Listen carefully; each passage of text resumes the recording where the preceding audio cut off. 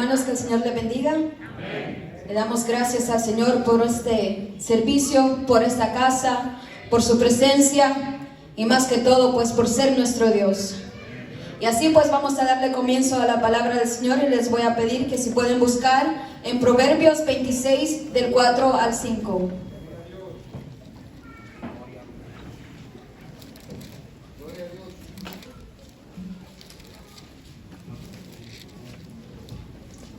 Proverbios 26 del 4 al 5.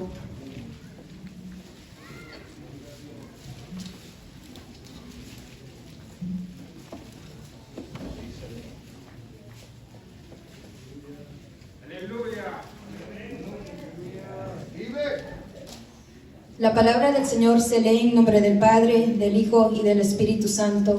Amén. Nunca respondas al necio de acuerdo con su necedad, para que no seas tú también como él. Responde al necio como merece su necedad, para que no se tenga por sabio en su propia opinión. En inglés dice, answer not a fool according to his folly, lest you be like him yourself. Answer a fool according to his folly, lest he be wise in his own eyes. Y así pues vamos a orar por la palabra del Señor. Gracias, Señor, por este momento que nos das para estar aquí reunidos y escuchar tu palabra. Te pido que seas tú abriendo mi mente y mi corazón, y así que pueda expresar las palabras que tú tienes para esta noche, para mi persona y para cada uno de los que están presentes. Así también sé tú ya abriendo los corazones, las mentes y preparando esa tierra en cada uno de los hermanos, de las hermanas, jóvenes, adultos, adolescentes, pues todos los que estamos aquí necesitamos de ti. No somos ignorantes de tu palabra, pero sabemos que nuestra carne no quiere, pero sí, Padre Santo, estamos aquí porque hay una necesidad. Háblanos y sé tú ministrándonos en todo tiempo. Amén.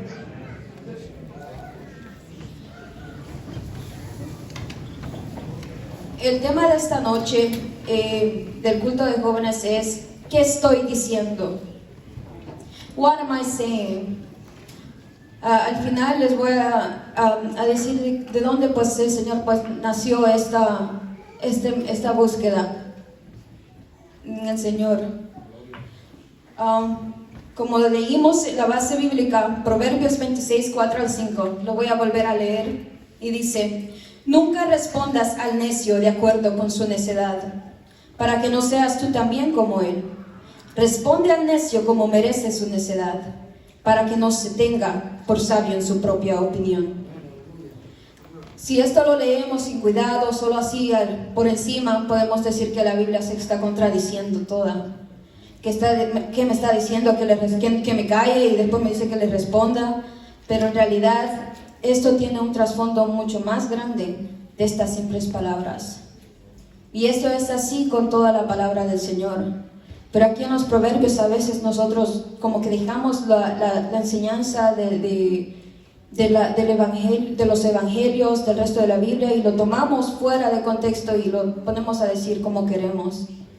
Pero aquí estas palabras traen el trasfondo de quién lo dijo, de esta persona, quién es Dios para esta persona. Entonces sus palabras muestran a este ser por quien él vive. Pues yo puedo decir algo y puede ser algo que es algo mío, que yo quiero decir. Pero si yo me estoy dirigiendo por el Espíritu Santo, va a ser algo que el Señor quiere decir. Pero este discernimiento viene con la conexión y conocimiento de Dios, de su palabra, de una relación íntima con Él, no de un simple hecho de usar palabras que le guste a la gente o de escucharse inteligente. Dice, con este tema o con estos versículos no es que le estoy diciendo, por decirlo así, que estés necio. O mejor dicho, ahora es de preguntarse, ¿qué es ser necio? ¿Alguna vez se ha preguntado qué es lo que usted dice? ¿Alguna vez ha considerado la fuente de lo que usted dice? ¿Alguna vez ha escuchado lo que usted está diciendo? ¿Alguna vez ha pedido al Señor sabiduría para hablar, para callar? y para responder ante una situación que a usted no le agrade? ¿Lo ha hecho? ¿O se confía en su propia opinión? Y no, bueno, no me estoy refiriendo en sí a los chismes, calumnias, mentiras, falsos testimonios, etc. Sí, esto se cubrirá, pero no directamente, pues usted lo deducirá después al final. Hoy me refiero a, ¿alguna vez se ha preguntado qué es lo que usted está diciendo cuando habla de quién Dios es? ¿Alguna vez ha considerado la fuente de dónde viene, del por qué usted dice que Dios es esto o esto otro? ¿Alguna vez ha escuchado lo que usted dice sobre quién Dios es? ¿Lo que es de Él? Por ejemplo, su casa. ¿Usted se ha escuchado cuando usted dice qué es la casa de Dios? ¿Qué es el culto? ¿Qué es una ofrenda? ¿Qué es un diezmo? ¿Qué es su vida? ¿Alguna vez le ha pedido al Señor sabiduría para hablar sobre Dios? ¿Para callar si no está seguro sobre lo que la Biblia dice de Dios? Y para responder ante una situación no agradable sobre la deidad de Dios. Pues todo esto viene a algo que está en toda la Biblia, en el Antiguo Testamento, en el Nuevo Testamento, y esto es nuestra doxología. No sé cuántos han escuchado esa palabra antes, pero está en la Biblia.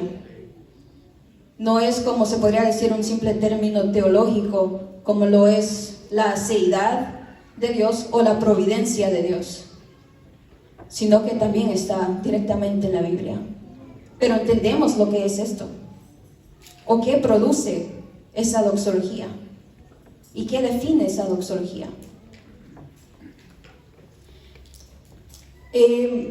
A veces hemos escuchado de que, así comentarios que uno puede decir solo para, no sé, para, ¿cómo se llama?, aclarar ciertos puntos, pero uno muchas veces no está seguro más bien de lo que está hablando. Pues aquí se viene a decir, a veces, aquí no se habla teología, pero con el simple hecho de usted empezar a hablar de Jesús, el Jesús de la Biblia, está hablando teología. Y a veces esto, cuando no sabemos bien esto, también no sabemos lo que es una alabanza, lo que es adoración.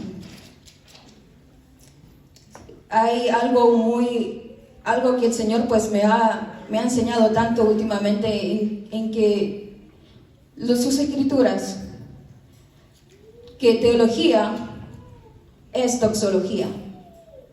Tu conocimiento de Dios va a igualar a tu respuesta ante la revelación de este Dios, pero esta se manifiesta en la alabanza. Y si Dios es Dios para ti, también lo va a decir tu alabanza. Pero ahora, ¿cómo es esta alabanza?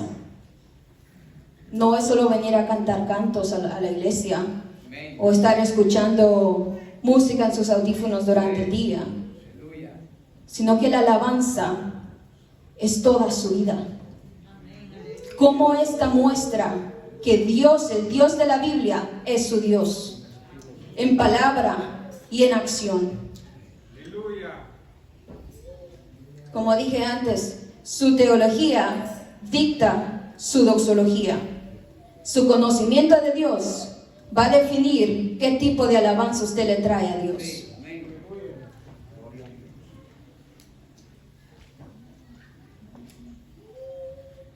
En otras palabras, si no hay teología, no puede haber doxología. En la Biblia podemos leer en Romanos mucho acerca de lo que es la doxología. Es un libro de los que está right away. Pero si uno no entiende lo que es doxología, tampoco lo va a entender, sino que lo va a confundir como simples benedicciones. Pero hay una gran diferencia. Entonces, una benedicción es cuando al final dan los anuncios y después le dan una palabra buena al pueblo. Esa es una benedicción. Es la última palabra de bendición para alguien, para el pueblo, para gente. Pero doxología es su palabra, su alabanza, su todo para Dios. Para nadie más. Y en Romanos 11:36 dice, porque de Él y por Él y para Él son todas las cosas. A Él sea la gloria por los siglos. Amén. Este es otro verso que ahí pues podemos decir, oh, sí, gloria a Dios. Pero ¿qué entendimiento hay de la doxología? De su alabanza. Cuando usted conoce al Dios de la Biblia, en esto reside su doxología, en su conocimiento del Dios de la Biblia, que este conocimiento que produce renovación en su entendimiento de quién Dios es en todo su ser, en su naturaleza y en sus obras, como lo dice en Romanos 12:2. Se necesita esa renovación de nuestras mentes para tener un entendimiento de lo cual es la buena y perfecta voluntad de Dios.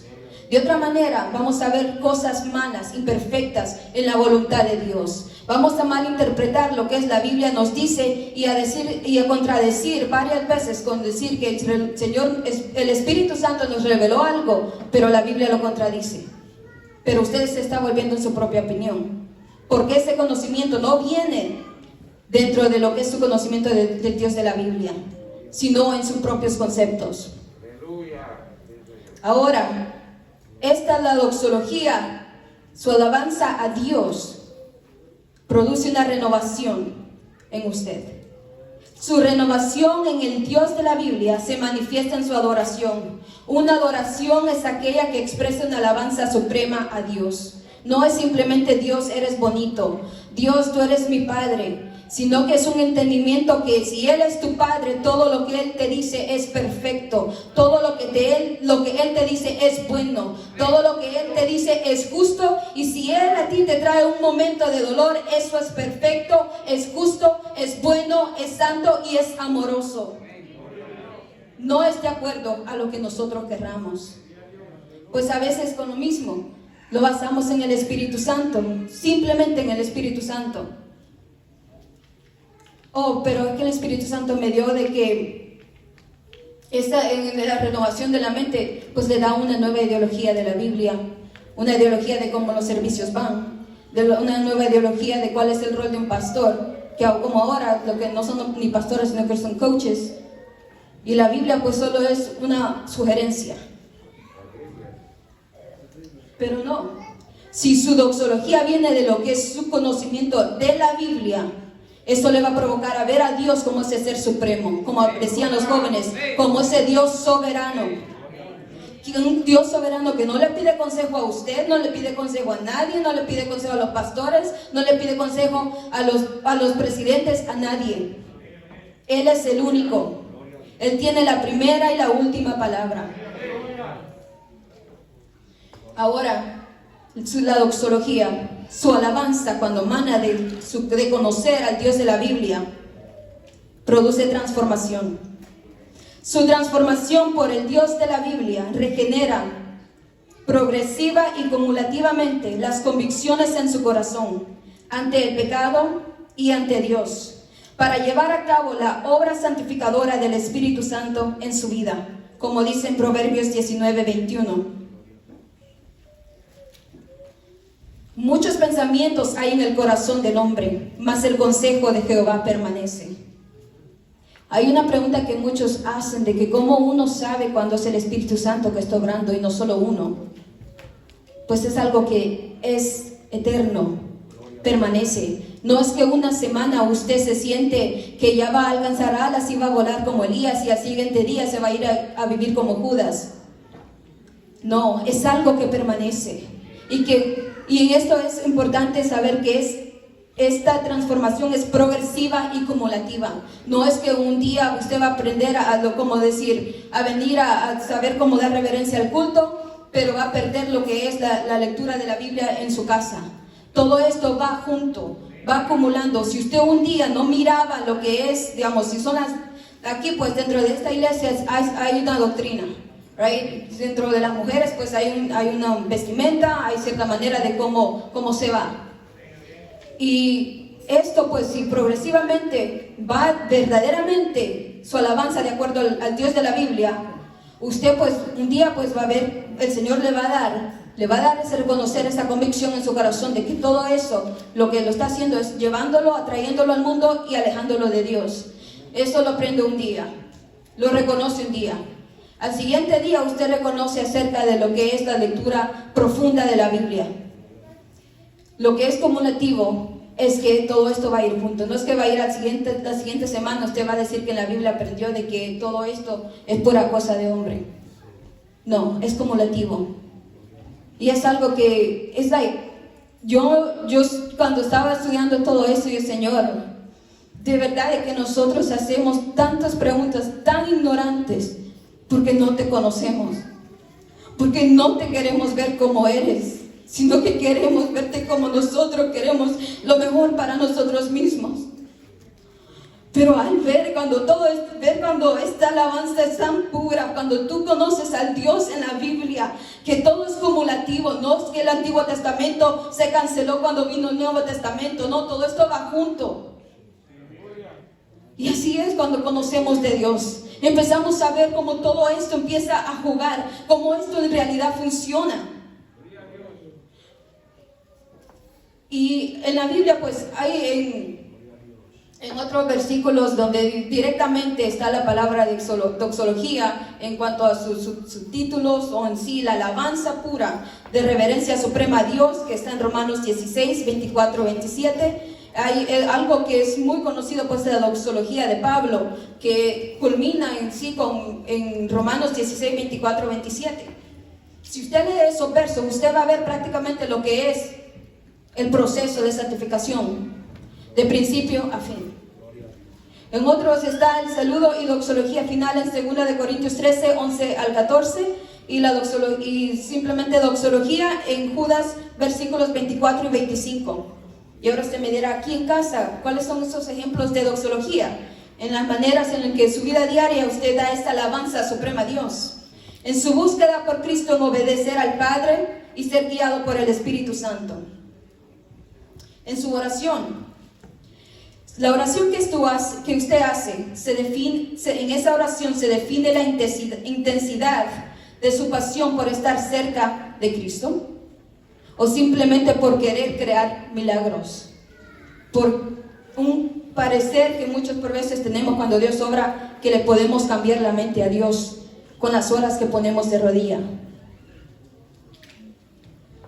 En los ayunos se produce la saturación del Espíritu Santo para obedecer al Padre, o siguen sus deseos y hábitos siendo su prioridad, dominando su carne ante la tentación. En su asistencia a los cultos, es su deseo primordial venir a adorar colectivamente a Dios o seguir protocolos individuales ajenos al llamamiento del culto congregacional. En la lectura de la Biblia, ¿lo hace por autosatisfacción para el yo sé más? ¿O para conocer más de Dios y tener un entendimiento profundo de lo que significa obedecer a Dios como Cristo lo hizo? Ahora, pensando en esto, ¿es su alabanza en sí doxología, como lo era para Pablo? ¿O es otra cosa bajo el título de doxología, bajo el título de alabanza?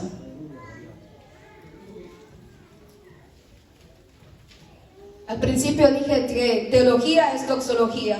Su conocimiento del Dios de la Biblia va a definir la alabanza suprema que usted le va a dar a Dios, a ese Dios de quien usted está aprendiendo. Ahora, si su doxología no es en sí basada en lo que es la Biblia, ya no es doxología. Entonces, si teología es doxología, conocer al Dios de la Biblia es dar alabanza al Dios de la Biblia, ¿qué es lo suyo? Si ya no es doxología, entonces ya no es teología lo que usted está aprendiendo, ni es teología lo que usted está enseñando. Por eso, cuando uno viene a expresar palabras o frases o comentarios, es de tener un entendimiento de lo que cada cosa es. Porque también uno viene a confundir a la gente y uno mismo también se confunde y cae en ser un errante. Sino que ya no es teología, sino que es filosofía. Es los conceptos personales de cada quien ante una idea, ante un ser. pero sabemos que la teología no lo es. Si la Biblia dice que algo es y algo no es así. Lo deducido de la palabra de Cristo en lo personal, eso, y general en la iglesia es según sus preceptos personales de Dios y la Biblia. Esto es filosofía bajo el título de teología. Se puede concluir que si ya no es teología, lo que enseña o sabe, tampoco es doxología, lo que da a Dios o lo que hace por Dios. Entonces, si usted no conoce bien al Dios de la Biblia, no le está dando la alabanza correcta que merece el Dios de la Biblia. Si tiene una imagen corrupta de lo que es Dios, de quién es Dios, también es su alabanza. Entonces las dos se cancelan. Ahora, como dije antes, pero el Espíritu Santo me lo reveló de esta manera. Pero la Biblia lo dice, hay un framework en cómo también el Espíritu Santo obra. Right? Estaban leyendo, ¿verdad? Como el Señor también, pues Pablo tuvo que, he had to address those things because the church was going wild with all the gifts of the Holy Spirit in that church, in the churches of those times. So, entonces vinieron a ver como parámetros o cómo tú puedes, dirigirte dentro del culto. Porque siempre hay un orden. Hay una manera en la que Dios dirige las cosas. Y aquellos que conocen a Dios en lo profundo, en lo que es la palabra de Dios y en su relación íntima con Dios, van a saber ese orden y van a saberlo obedecer. Esto acerca de cómo a veces nosotros pensamos que si a nosotros el Señor nos lo dio y a otro no se lo dio, eso es del diablo. Algo me recordó algo que leímos en Historical Theology, en una breve exposición de la historia de la iglesia, donde Charles Spurgeon, al que he conocido como el príncipe de los predicadores, escribió un libro hablando de los comentarios bíblicos, la Biblia de estudio y todo eso para un predicador. Y él pues en ese mismo libro hizo un comentario a un comentario que le hicieron, y este comentario dice: como cristiano tengo el Espíritu Santo, tengo la maravillosa obra de iluminación del Espíritu, no necesito comentarios, no necesito depender de los pensamientos de los demás, puedo ir directo a la fuente. A esa objeción Spurgeon respondió: parece extraño que ciertos hombres que hablan tanto de lo que el Espíritu Santo les revela a sí mismos, piensan tan poco en lo que Él les ha revelado a otros. Y esto pues también va que a veces cuando nosotros pues, para la gloria de Dios, pues sabemos que el Espíritu Santo mora en esta casa, mora en nuestros líderes, mora en nuestros pastores, en el cuerpo oficial, en nuestras vidas. Pero a veces, nosotros mismos ponemos aquí nuestra experiencia y la Biblia la tiramos a un lado. Y así esto es lo que él está diciendo. Pues aquí él escribió este libro para instar a los pastores a hacer un estudio profundo de las Escrituras para venir a exponer a la iglesia. No solo venir a una simple experiencia. Entonces, y así pues nosotros tenemos que hacer lo mismo. Muchos pueden decir, yo no soy pastor, yo no soy predicador, yo no sé nada. Pero usted es su propio profeta. Y si usted no sabe lo que la Biblia en sí dice, usted se va a profetizar que usted es perfecto, que usted es justo, que usted es santo. Por eso es necesario tener esa profundidad en las Escrituras. Y esto pues también me recuerda en una encuesta que tomamos al principio de este año con un ministerio. Y una de las preguntas era de responder falso, true, false, verdadero o falso. Y es, ¿el Espíritu Santo puede decirme que haga algo que está prohibido en la Biblia? En las estadísticas, pues, dentro de los evangélicos, un 74% respondió correcto, que es falso. Y la población general acordó que también, un 47% acordó que era falso. Suena bien. Podemos pensar, oh sí, la gente sabe. Pero también dentro de todo esto, el entendimiento de la doxología, de lo que es la alabanza a Dios, ha bajado de un 6% a un 0.04% dentro de la iglesia. Entonces, ¿cuál es este desbalance? Pues si se entiende que cómo obra el Espíritu Santo de acuerdo a la Biblia, ¿por qué hay esa gran diferencia? Pero es porque no hay un conocimiento profundo de la Biblia. Todos vamos por el que dirán, por el que dice el hermano, por lo que dicen los que predican aquí, pero no lo buscamos nosotros. Entonces es fácil que vengamos. Si un día dicen que Jesús es un espíritu, ok, nosotros también vamos a decir que Él es un espíritu. Pero si otro día dicen que él vino y se casó, tuvo hijos, pues Él también hizo eso, porque ¿cómo va a ser un espíritu? Right? Entonces, pero por eso es que estar bien anclado a lo de su palabra. Gloria a Dios. Aquí pues con esta discrepancy, con esta diferencia en una simple encuesta, vale decir que es por las privadas versiones de Dios y todo lo que Él es. Ahora la gente ni sabe lo que teología es, y aún teniendo años en la iglesia no saben por qué hacen lo que hacen. Y en ocasiones si algo malo ocurre, como no sabemos bien lo que es la palabra de Dios, lo que es tener intimidad con Dios, solo sabemos culpar a los pastores. Y si caemos, si menguamos, culpamos a los pastores. You know what? They're not responsible for any of that. Los pastores están aquí, pues sí, para ser ese ángel de la iglesia, como lo dice Apocalipsis. Pero aquí cada quien va a dar cuentas. Como decía el mensaje del jueves, cada quien va a dar cuenta de lo suyo. Los pastores están ahí para darle la mano, para darle un consejo, para darle ese ánimo cuando usted apenas va entrando a la iglesia, en sus momentos difíciles, y aclarar cosas. Y bueno, ustedes saben el rol de los pastores aquí. Parece muchas veces infinito, que día y noche parece lo mismo para ellos a veces. Pero en sí esto no va con lo que es su santidad personal. Ahí cada uno de nosotros somos responsables. Y esto, cuando las interpretaciones personales me acordaba, porque en esto mismo del estudio de la palabra del Señor, uno pues se ve de que dónde vienen las versiones de la Biblia, o para cuál va a ser la más cercana a su original. Y bueno, sale lo que la que muchos ahora, pues muchos leen, la NIV, que es la versión internacional. Y yo pues, a mí pues yo no leo esa versión. Yo la había comenzado a leer, pero yo me sentía un poco más como no sé, en lo personal yo me sentía como que no me hablaba directamente. Y bueno, al leerla, entonces en este estudio viene, y ahí pues sale de dónde vino esto. La razón por la que hicieron esa versión.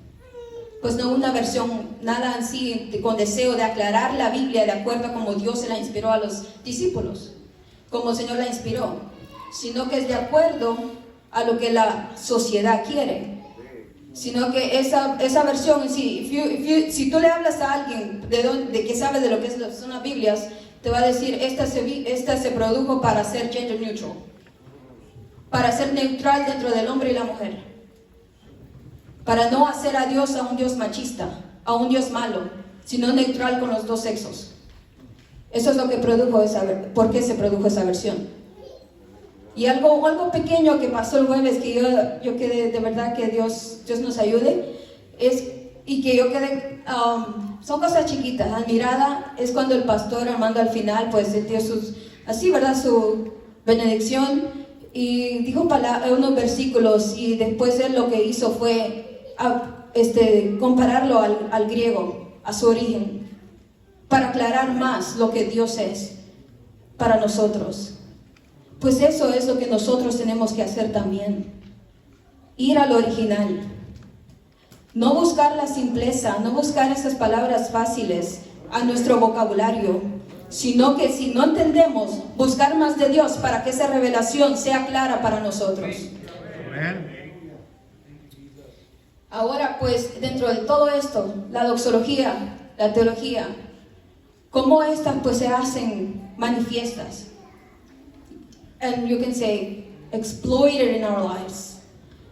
Que día a día pues va en escala. Y este es un atributo que últimamente, aún dentro de la iglesia, se prostituye. Y es algo que yo me pongo a pensar y digo, ayúdanos Señor, porque ahora pueden ser otras iglesias y solo tú que nos guardes a nosotros. Y esa es la santidad de Dios. Alguien una vez me preguntó, ¿usted cree que Junior a usted le daría un regalo una cadena o un brazalete? Esto fue hace unos años por ahí. Y bueno, en mi orgullo, en mi mente, como yo pensé, como yo soy, yo dije, am I really being asked this question? Isn't the answer obvious? Like, you won't? It's like, yo me puse a pensar, pues en mi orgullo, yo dije, ¿por qué me están preguntando esto? La respuesta es obvia, él no me la daría. Pero, bueno, a la persona lo que le respondí es, de acuerdo a cómo me he presentado a él y como él me conoce, no creo que Junior haría esa mala compra. Solo si pensara en él antes que mí, para complacerse a él y no a mí. Y en esto pues yo pensando que, después yo quedé pensando que si él lo haría, ¿por qué sería? Y yo quedé, yo decía, Señor, si él compraría algo así, pues, ¿qué esto estaría diciendo de mí para contigo? Y esto no lo digo en el sentido de que, uy, me va a caer un rayo y me voy a morir, sino que va de regreso a lo que hablaba al principio, a la doxología. ¿En quién es Dios para mí? Para yo involucrarme en todas estas cosas y no tomar mi cuerpo y toda mi vida completa como ese templo del Espíritu Santo. Pues a veces, pues si pensamos en nosotros, quizás lo deseáramos o lo aceptáramos, pero si el Espíritu Santo en ti te dice que eso no, pues obedece al Espíritu Santo. Pues sabe algo de que tu mente, tu carnalidad no te va a llevar a ningún tipo de santidad. Si en ti tú estás sintiendo conmover con todo eso, es el Espíritu Santo, porque nada bueno hay en nosotros por naturaleza. Y en otra vez, pues también yo, pues en todos esos tiempos también a alguien yo le pedí como ayuda para aconsejar a una joven. Pues la joven se estaba haciendo out of nowhere, de la nada, pues se empezó a hacer las uñas y toda esa cosa y bueno, y yo, bueno, le dije a esta persona y la persona lo que me respondió, ¿para qué voy a hablar? No va a perder la salvación por eso. Y bueno, yo quedé un poco confundida después, porque yo dije, okay, so what am I supposed to do, type of thing. Pero el Señor pues después me llevó a la pregunta, que cuando uno hace esas cosas, no es sí, la salvación, pero es en cuanto a nuestro presente, de cada vez que todas esas cosas pasan, que paganizamos nuestro cuerpo, ¿quién es Dios para nosotros en ese momento? ¿Qué son sus atributos para nosotros en ese momento? Esto va de regreso a esa alabanza suprema a Dios. No es tanto la pregunta de que esto es malo, esto me va a llevar al infierno o cosas así, sino de que ¿dónde está Dios? ¿Qué posición tiene Dios en tu mente y en tu corazón cuando todo esto pasa en tu día?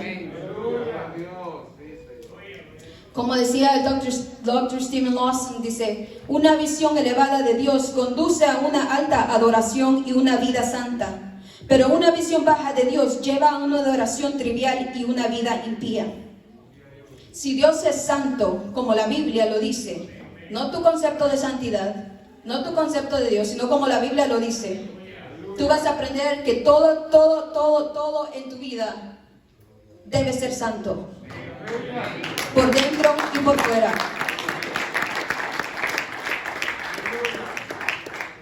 dice la santidad de Dios. Sin haber santidad no puede haber doxología. Al principio dijimos sin teología no hay doxología, sin santidad no hay doxología. Hay dos significados dentro de lo que es la santidad de Dios. Y esto pues es algo que es prácticamente lo mismo, pero en esencia no lo es. El primer significado dentro de la santidad, muchos sabemos, es ser apartado, es ser diferente. En cuanto a Dios, la santidad es su trascendencia dentro de lo que es la creación. Él está aquí, nosotros aquí, y por un momento no existimos. Esa es la santidad de Dios, que nunca se va a comparar, que nosotros nunca vamos a ser semejantes a Él. Él en su naturaleza, Él es santo, Él es puro, Él es perfecto, Él es genuino, Él es bueno, en Él no hay mancha, no hay pecado, no hay maldad, no en su corazón ni en sus acciones. Y esto pues es su primer significado, ser apartado intrínsecamente, que eso en su naturaleza Él es diferente. Y el segundo significado, que es en lo que es el exterior, es ser apartado por la rectitud y pureza de sus acciones. Y es aquí donde nosotros entramos en la santidad. Porque nosotros jamás, por más que hagamos lo que hagamos, vamos a tener la santidad perfecta. Porque no está en nuestra naturaleza. El único es Dios. Y es aquí donde nosotros pues venimos a ser parte, porque en el cristiano, en el creyente, el que ha sido justificado, la santidad es una cualidad, es intrínseca, que de algo de afuera viene a formarse santidad dentro de nosotros. Y esto aquí cuando también ya entramos a la obra del Espíritu Santo. Si el Espíritu Santo no está en ti, no va a haber un proceso de santificación, solo de paganidad. Porque cuando tú aceptas a Cristo, se sabe por medio de la palabra de que también viene el Espíritu Santo a morar en ti. Y es allí donde viene y se produce lo que cuando nosotros nos llaman los santos, pero no porque nosotros nacimos con eso. Por eso también dicen, si tú naciste dentro de la iglesia, una familia de iglesia, no significa que tú eres creyente, que tú eres justificado, porque eso no viene por biología en nosotros.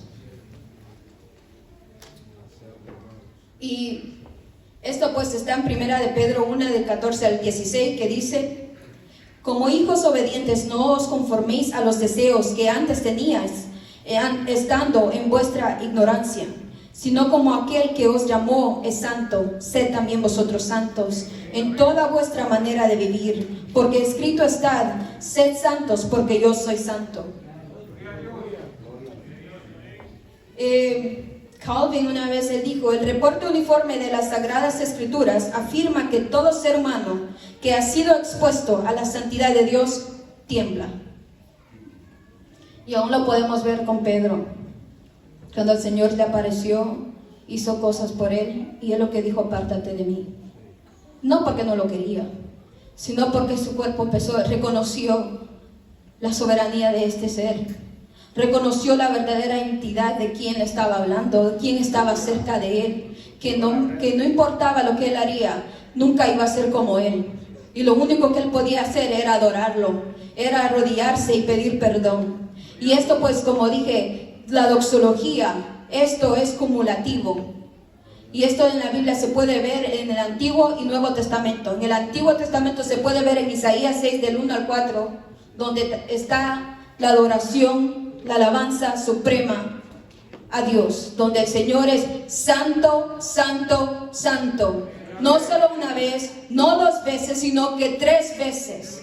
Pues dentro de la Biblia, cuando esto pasa, es para entender de que se está hablando de alguien supremo. No se está hablando de un profeta más, no se está hablando de un ser humano más, sino que se está hablando del Dios que creó todo, del Dios eterno, del Dios que es autosuficiente, del Dios que existe por Él mismo, en sí mismo. Y esto también después se ve en el Nuevo Testamento, en Apocalipsis 4 del 1 al 11, con el profeta Juan, donde ahí también proclaman, la alabanza que proclaman es santo, santo, santo. Y algo cuando aquí nosotros podemos ver la doxología tan clara de la adoración suprema de estos seres, pues al pensar solo de uno en el Antiguo Testamento, el otro en el Nuevo Testamento, solo nos lleva a pensar de que Dios no cambia. Él es inmutable.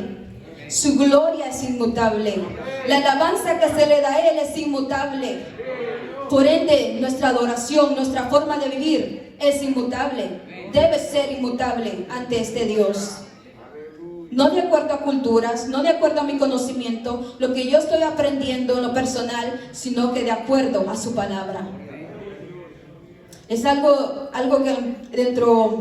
que estaba leyendo acerca creo que no sé si fue en Hebreos, que habla de la inmutabilidad de Dios cuando Él jura por sí mismo. Pues Él dice por dos cosas. Pues Él es inmutable y su palabra es inmutable. ¿Y por qué no creer la palabra de Dios? Este libro, la Biblia como es, si es lo mismo. La cosa es que no lo vamos a ver de esa manera si el Espíritu Santo, no dejamos que el Espíritu Santo obre en nuestro interior.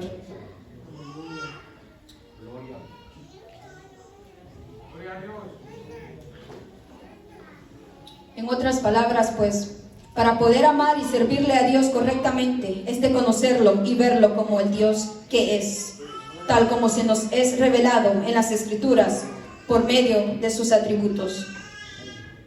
A veces nosotros no tenemos el entendimiento de los atributos, lo ponemos bien superficiales. Porque para poder llegar a medio entender, tienes que pasar horas y horas y horas estudiando la palabra del Señor. Porque aún con tanto estudio de la Biblia, no hay un completo entendimiento de estos. Pero imagínense si solo lo lee o solo lo viene a escuchar aquí. Eso es bien superficial. En la doxología que se les presentó a Juan y a Isaías, las similitudes en el encuentro con la gloria de Dios fue un momento traumático. Así es cuando venimos a la presencia de Dios y experimentamos su gloria, a glimpse of His glory. Debe haber ¿cómo se llama? Ese shock en nuestro cuerpo, en nuestra mente, ese conmover dentro de nuestro ser, cuando es el Dios de gloria que se nos está siendo revelado. Y esto pasó con Isaías y con Juan. ¿Qué es lo que vieron? Ambos vieron el trono de Dios y a Él sentado en su trono. Como dije antes, una alabanza elevada, una alabanza suprema, una alabanza que es diferente a toda otra alabanza. ¿Y qué produjo esto? Este encuentro en ambos: arrepentimiento, convicción del pecado y de Dios. ¿Por qué es importante saber convicción del pecado y convicción de Dios? Pues el pecado, reconocer que eres un pecador y que has pecado, crea culpabilidad. Pero reconocer, estar convicto de quién Dios es, eso te lleva a la santidad. Porque reconoces que necesitas cambios. No solo sentir shame and that's it, sino que debe haber un cambio. Y lo podemos ver como Isaías de un solo dijo: yo soy alguien de labios sucios y también mi pueblo. Y ella, Señor, pues, ¿y qué es lo que pasó en ambos? Dios los perdonó, Dios los santificó, y después de este perdón, esta santificación, les dio una comisión a ambos para llevar su palabra. Para que nosotros podamos llevar la palabra de Dios, debe haber este momento traumático. Y ellos eran profetas. Pues ahora, en el Nuevo Testamento, después de lo que Cristo vino a hacer para darnos esta oportunidad, Cada uno somos llamados a llevar las buenas nuevas. Y necesitamos la administración del Espíritu Santo para que podamos leer bien las Escrituras como Dios lo dejó, como es la palabra de Dios, no otro libro más. En cuanto a la santidad, hay dos, ¿cómo se llaman? Dos momentos, se podría decir, que es el estable, que es lo que pasa cuando tú vienes a Cristo. Eres justificado, eso no lo va a cambiar, no lo puedes cambiar tú, no lo puede cambiar nadie aquí. Ese es un momento cuando vienes a Cristo, el momento de conversión. Pero de ahí está la comunión, tu santificación diaria y personal con Dios. Dentro de esta santificación personal, dentro de esta comunión, tú vas a obedecer, vas a desobedecer, van a haber momentos en los que no vas a querer saber nada de Dios, pero dentro de esa comunión tienes que hacer el esfuerzo de mantenerte y no dejarte llevar por esos momentos. Y en lo que es del plan de salvación, hay 3 etapas. En el pasado, como dije, la estable, es el momento de conversión. Y esta se conoce por la santificación posicional, que es la justificación. Y en el presente, la santificación progresiva, que es lo que vivimos diario mientras tenemos vida aquí. Es el propósito de Dios para cada uno de sus hijos, buscar la santificación. Como lo dice en 1 de Tesalonicenses 4:3. Pues la voluntad de Dios es vuestra santificación. Y está la tercera etapa, la cual todavía no estamos, que es la santificación perfeccionada. Es lo que esperamos, esta esperanza que nos da las fuerzas para vivir lo que vivimos por el Evangelio de Cristo. Y pues así, solo como les dije al principio, este mensaje, esta búsqueda vino de algo que el Señor pues me confrontó a mí en cuanto a mi doxología. Y es, pues otra vez vuelvo a leer, Proverbios 26:4-5 dice: nunca respondas al necio de acuerdo con su necedad, para que no seas tú también como él. Responde al necio como merece su necedad, para que no se tenga por sabio en su propia opinión. Pues bueno, algo que yo pues digo es que yo no soy predicador, no soy nada de eso, pero el Señor pues ha puesto una inquietud en mí pues, con lo de la palabra de Él. Y ha habido un momento en el que yo pues no he querido o he dicho no en cuanto dentro del ministerio de jóvenes a no decir ciertas cosas conmigo. Y esto pues va a dar más enseñanzas, no dentro de aquí, sino que otras cosas adicionales fuera de los días de culto. O si no, aún dar un simple consejo. Y pues yo decía: Señor, es algo, no sé por qué tú me has puesto a mí de que me importe el progreso de santificación en las personas. Well, I was like, I don't know if I want it anymore, because it hurts sometimes. A veces duele uno querer la mejora de las personas en cuanto a su camino con Dios, y esto va para abajo. Y yo was like, okay, but God, I just don't want it. Give it to someone else. I just want to live my life, vivir así como todos los demás aquí en la iglesia, se podría decir. Y el Señor pues una vez en un sueño me llevó estaban los pastores y allí pues yo estaba sentada, era como un tipo culto. Yo sentada y el pastor leía en Ezequiel 3:20 y pues él solo dijo la cita. Y yo sentada ahí, solo estaban ellos, y en eso solo miré a ellos y a mi persona. Y yo solo así, ¿verdad? Y en eso el pastor me decía, léelo. Y yo le decía, no, usted ya dijo la cita, eso es suficiente. Y me decía, léelo. Entonces yo lo decía a leer, a buscar. Pero yo en eso yo decía, ¿para qué voy a hacer esto? Esto no. Entonces, y en eso yo, en el sueño, en la Biblia, miraba todas mis notas cuando, me pongo así a estudiar la Biblia. Y en eso como algunas caían al suelo.